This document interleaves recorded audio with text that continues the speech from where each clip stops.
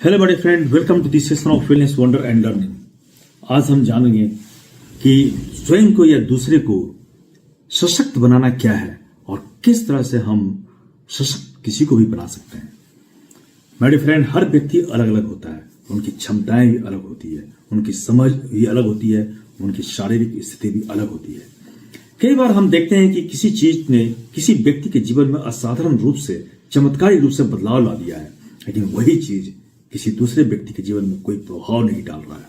इसका कारण है कि हर व्यक्ति की शारीरिक संरचना, मानसिक स्थिति और भावनात्मक समझ और परिस्थितियां अलग अलग होती है। इसलिए किसी भी चीज को अपनाने से पहले यह समझना काफी जरूरी है कि वह सही है या नहीं।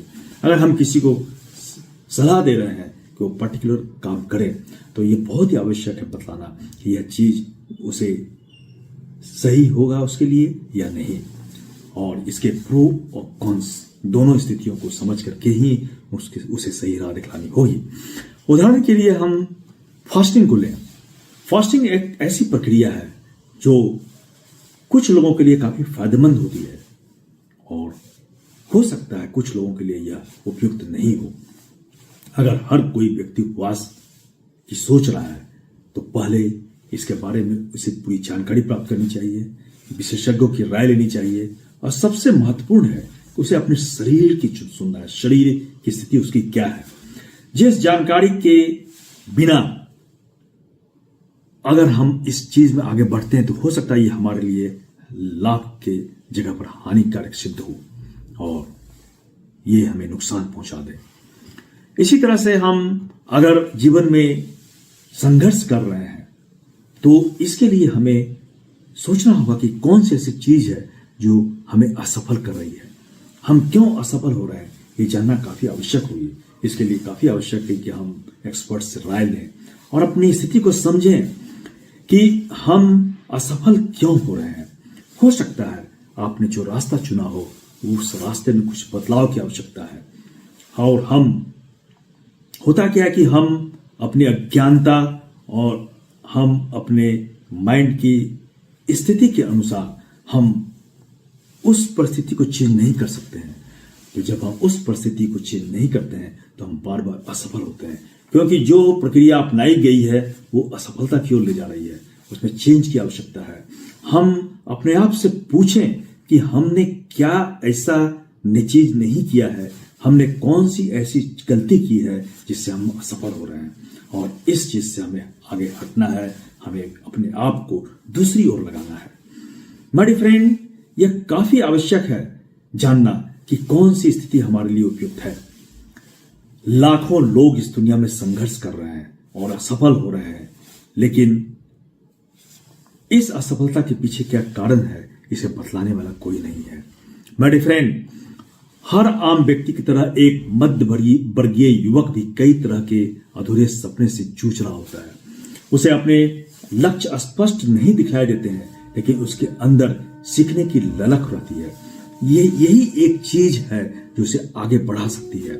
जिंदगी में उतार चढ़ाव आते रहते हैं, कठिनाइयां भी आती रहती है, लेकिन समय के अनुसार सच्चा ज्ञान जो है वही उसे मजबूत बनाएगा और उसे मजबूत करेगा और वो आगे बढ़ेगा, सशक्त बनेगा।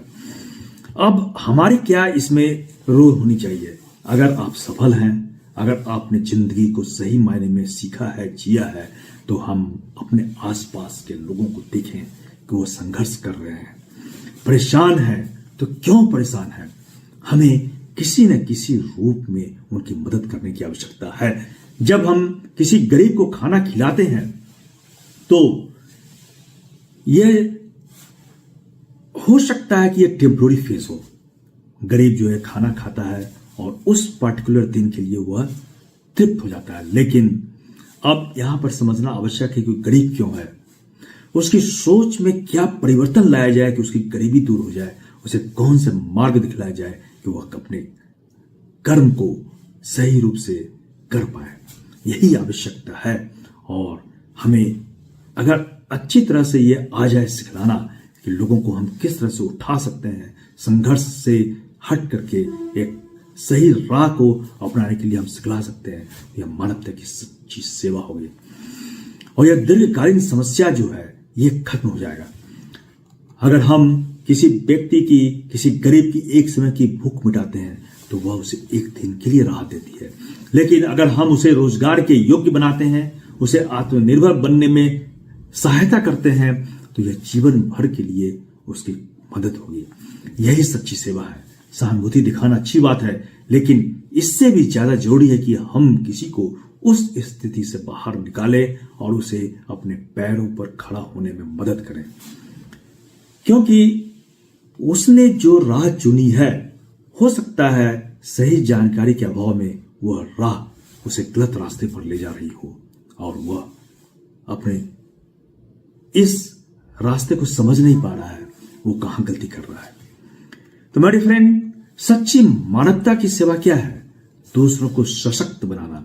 हमें अपनी पूरी जिंदगी इस उद्देश्य के साथ बिताने की आवश्यकता है कि हम खुद को और दूसरों को सशक्त बनाएं। यह सशक्तिकरण कई तरीके से हो सकता है। पहला, शारीरिक रूप से। अगर कोई व्यक्ति कमजोर है तो उसकी सेहत को सुधारने में जो हम मदद करते हैं, तो यह उन्हें शारीरिक रूप से मदद होगी और वह जिंदगी भर के लिए सशक्त हो जाएगा, स्ट्रांग हो जाएगा और सभी कामों को पूरी तरह से कर सकता है। संघर्ष से लड़ने की क्षमता उसमें आएगी और संघर्ष को पार करके वो आगे बढ़ेगा, उसे सही दिशा मिलेगी। मानसिक रूप से हम किसी को भी सशक्त करते हैं तो यह भी बहुत बड़ी सेवा होती है। अगर कोई निराश है तो उसे प्रेरणा दें, उसके अंदर आत्मविश्वास जगाएं, तो यह सच्ची मानवता की सेवा होगी। शैक्षणिक रूप से अगर कोई अज्ञानी है तो उसे ज्ञान दें, उसे सही दिशा दिखाएं, यही सच्ची सेवा होगी। और आर्थिक रूप से अगर किसी को रोजगार की आवश्यकता है तो उसे सही मार्ग दिखलाएं, उसे अवसर उपलब्ध कराएं, यही सच्ची सेवा होगी।